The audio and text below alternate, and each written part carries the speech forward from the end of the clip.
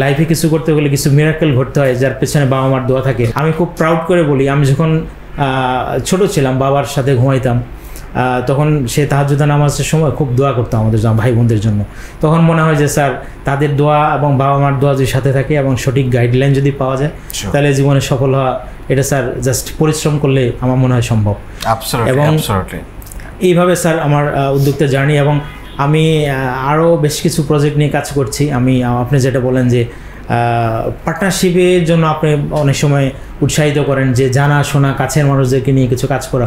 আমি এবং আমার ফ্রেন্ড মিলে আমি মাইক্রো ক্রেডিটে কিছু কাজ করছি, এবং ল্যান্ড ডেভেলপার হিসেবে আমার মধুপুর উপজেলায় কিছু প্রজেক্ট নিয়ে কাজ করছি।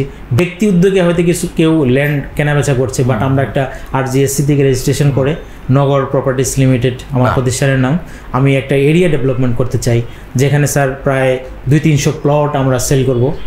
এই প্রজেক্ট নিয়ে আগাচ্ছি, দোয়া করবেন স্যার সবাই।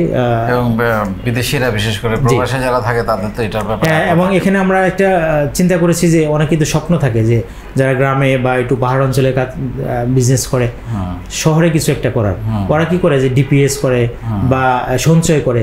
সো আমরা ইনস্টলমেন্টে দেওয়ার একটা প্ল্যান করেছি যে আমরা মাত্র 20 বা 25% ডাউন পেমেন্ট নিয়ে বাকি পেমেন্টটা তারা ইনস্টলমেন্টে করবে। তারা মধুপুর শহরে বা আশেপাশে একটা এরিয়া ডেভেলপমেন্ট হলে সেখানে মসজিদ, মাদ্রাসা, স্কুল, কলেজ এগুলো যখন আমরা একটা সোসাইটি বা একটা এরিয়া ডেভেলপমেন্ট করবো, তখন তো সবার একটা আগ্রহ থাকবে যেখানে একটা প্লট নেওয়ার জন্য।